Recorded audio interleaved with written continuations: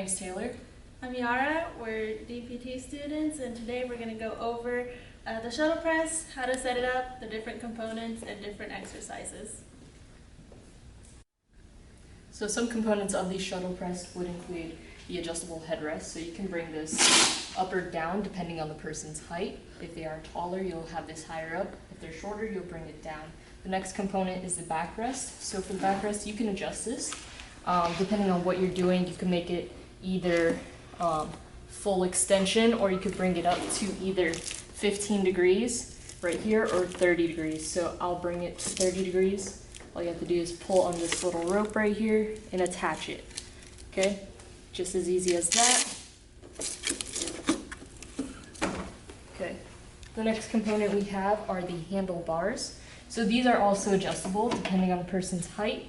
You can have them here, or you can bring them down here. Put them back here for now. The handlebars are good for doing plyometric exercises in which you need to hold on to something. This is the kick plate where you put your feet or your hands depending on the exercise. This is the foot rest. You can have one foot on here if you're doing single leg exercises. The next component that we have are the elastic cords. So these cords are each 12 pounds of resistance. So you can change it depending on the person's needs and the intensity level that they want. The last component that you have is the carriage. So you can adjust this depending on how wide or how deep of a squat you want the person to go into. So bringing this back makes more of a shallow squat, versus if you were to push this closer to the where the person will be sitting, it'll make it a deeper squat. Stretching. Achilles stretch. Place both feet on the upper area of the kick plate and fully extend the legs. Walk down the kick plate until the balls of the feet are parallel, shoulder width apart, and the heels are hanging unsupported beneath the bottom edge of the kick plate. Ankles are neutral and relaxed with the weight equally supported by both feet. Gently push the heels toward the foot end of the machine until a stretch is felt. Hold for 5 to 10 seconds and return to the neutral starting position. Perform 5 sets and rest for 30 seconds between each set. Piriformis stretch. Place both feet up on the kick plate, shoulder width apart, and extend the legs.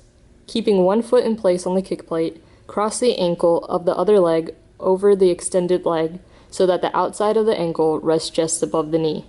The bent knee should be pointed outward as much as possible and the hip externally rotated. The tibia is perpendicular to the femur. Gradually bend the extended leg until a stretch is felt. Hold for 5 to 10 seconds and return to the starting position. Repeat 5 times.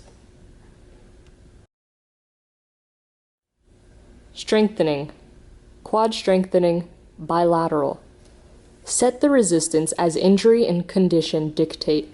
Place your feet on the kick plate, parallel and shoulder width apart, flexing 90 degrees at the hip, knee, and ankle. Press back on the kick plate, extending the knees. Do not snap the knees into hyperextension. As strength and condition improve, gradually increase the degree of initial flexion by lowering the position of the feet on the kick plate. When one side is significantly weaker than the other, the stronger leg may compensate until the weaker side improves.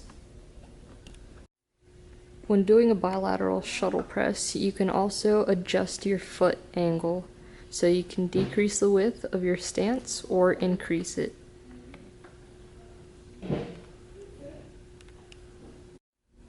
Quad strengthening, unilateral. This is the same as the bilateral variation, except now you're just doing it with one leg.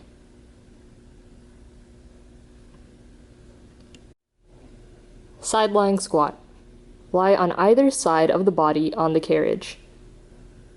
Place the upper foot against the kick plate with foot parallel to the floor. Press the upper foot, keeping it securely on the kick plate. This exercise may be accomplished without leaving the kick plate. Gradually increase resistance, reps, and sets as skill improves. Pelvic lift and thrust. While on your back, place one foot on the footrest and the other on the kick plate. Press down on handles with arms, lift pelvis, and extend leg. A variation of this is adding the second leg and maintaining pelvic stability.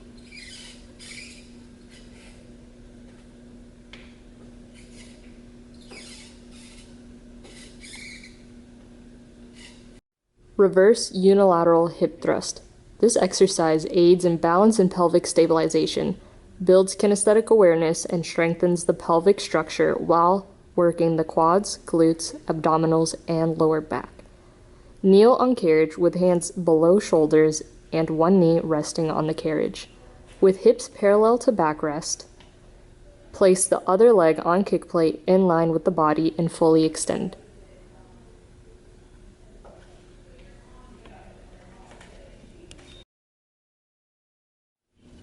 Plyometrics. Bilateral plyometrics. Set resistance as injury and condition dictate. Position both feet on the kick plate parallel and shoulder width apart.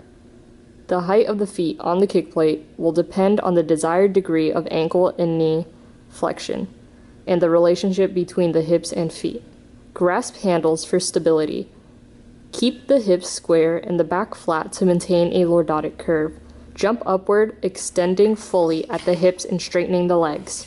Keep the back flat and head in a relaxed position on the headrest. Upon return to the kick plate, bend the knees slightly so that they are not straight when the feet make contact with the kick plate. Immediately jump off the kick plate without further bending the knees. Perform 6 to 8 jumps of maximal effort, rest 45 seconds, and repeat for 5 sets. A variation of this is unilateral plyometrics. Perform jumps with one leg while resting the other on the footrest or pulled into the chest. Another accessory that you can use is this wobble board that you can attach to the kick plate of the shuttle press. So the wobble board can be used if you're looking to strengthen or stabilize the muscles of the foot and the ankle. So you can go ahead and put your feet on the wobble board, and you can do different exercises such as pressing, bilateral pressing, or single leg pressing.